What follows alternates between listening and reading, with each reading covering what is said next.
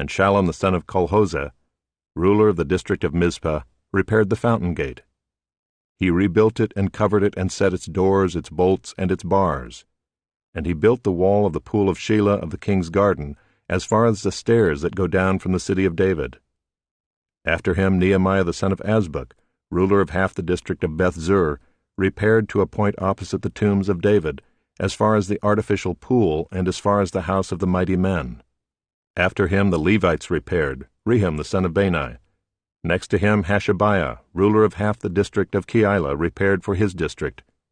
After him their brothers repaired, Bavai the son of Henadad, ruler of half the district of Keilah. Next to him Ezer the son of Jeshua, ruler of Mizpah, repaired another section opposite the ascent to the armory at the buttress.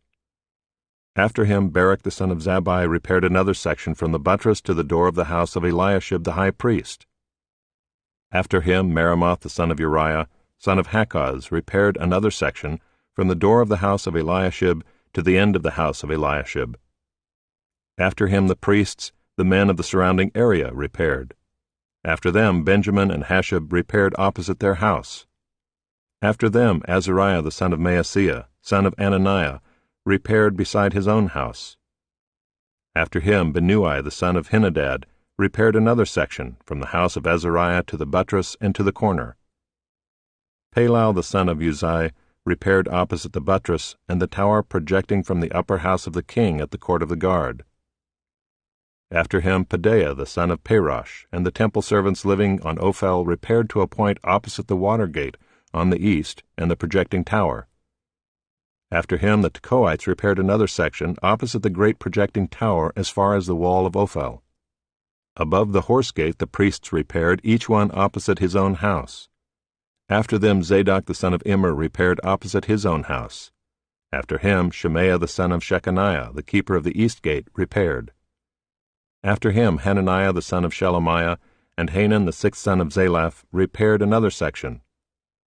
After him Meshullam the son of Berechiah repaired opposite his chamber. After him Malchijah one of the goldsmiths repaired as far as the house of the temple servants and of the merchants, opposite the muster gate, and to the upper chamber of the corner. And between the upper chamber of the corner and the sheep gate the goldsmiths and the merchants repaired. Chapter 4. Now when Sanballat heard that we were building the wall, he was angry and greatly enraged, and he jeered at the Jews. And he said in the presence of his brothers and of the army of Samaria, "What are these feeble Jews doing? Will they restore it for themselves? Will they sacrifice? Will they finish up in a day? Will they revive the stones out of the heaps of rubbish, and burned ones at that?" Tobiah the Ammonite was beside him, and he said, "Yes, what they are building! If a fox goes up on it, he will break down their stone wall." "Hear, O our God, for we are despised. Turn back their taunt on their own heads, and give them up to be plundered in a land where they are captives. Do not cover their guilt, and let not their sin be blotted out from your sight, for they have provoked you to anger in the presence of the builders." So we built the wall, and all the wall was joined together to half its height, for the people had a mind to work. But when Sanballat and Tobiah and the Arabs and the Ammonites and the Ashdodites heard that the repairing of the walls of Jerusalem was going forward, and that the breaches were beginning to be closed, they were very angry. And they all plotted together to come and fight against Jerusalem and to cause confusion in it. And we prayed to our God and set a guard as a protection against them day and night. In Judah it was said, "The strength of those who bear the burdens is failing. There is too much rubble. By ourselves we will not be able to rebuild the wall." And our enemies said, "They will not know or see till we come among them and kill them and stop the work." At that time the Jews who lived near them came from all directions and said to us 10 times, "You must return to us." So in the lowest parts of the space behind the wall, in open places, I stationed the people by their clans with their swords, their spears, and their bows. And I looked and arose and said to the nobles and to the officials and to the rest of the people, "Do not be afraid of them. Remember the Lord, who is great and awesome, and fight for your brothers, your sons, your daughters, your wives, and your homes." When our enemies heard that it was known to us and that God had frustrated their plan, we all returned to the wall, each to his work. From that day on, half of my servants worked on construction, and half held the spears, shields, bows, and coats of mail. And the leaders stood behind the whole house of Judah, who were building on the wall. Those who carried burdens were loaded in such a way that each labored on the work with one hand, and held his weapon with the other. And each of the builders had his sword strapped at his side while he built.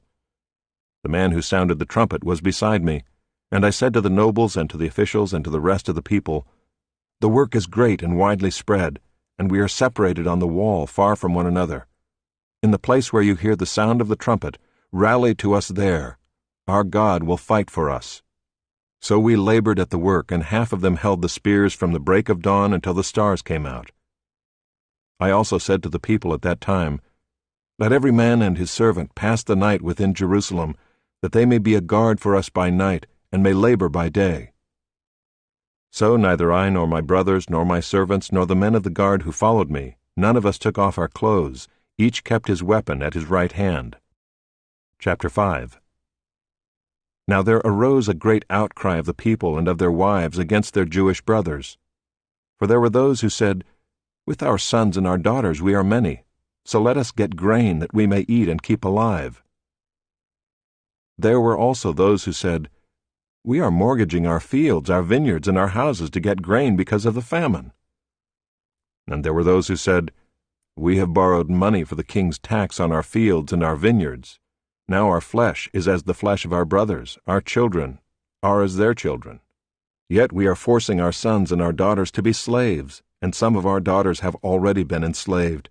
But it is not in our power to help it, for other men have our fields and our vineyards." I was very angry when I heard their outcry and these words. I took counsel with myself, and I brought charges against the nobles and the officials. I said to them, "You are exacting interest, each from his brother." And I held a great assembly against them and said to them, "We, as far as we are able, have brought back our Jewish brothers who have been sold to the nations, but you even sell your brothers that they may be sold to us." They were silent and could not find a word to say. So I said, "The thing that you are doing is not good. Ought you not to walk in the fear of our God to prevent the taunts of the nations our enemies? Moreover, I and my brothers and my servants are lending them money and grain. Let us abandon this exacting of interest. Return to them this very day their fields, their vineyards, their olive orchards, and their houses, and the percentage of money, grain, wine, and oil that you have been exacting from them." Then they said, "We will restore these and require nothing from them. We will do as you say." And I called the priests and made them swear to do as they had promised. I also shook out the fold of my garment and said, "So may God shake out every man from his house and from his labor who does not keep this promise. So may he be shaken out and emptied." And all the assembly said, "Amen," and praised the Lord, and the people did as they had promised.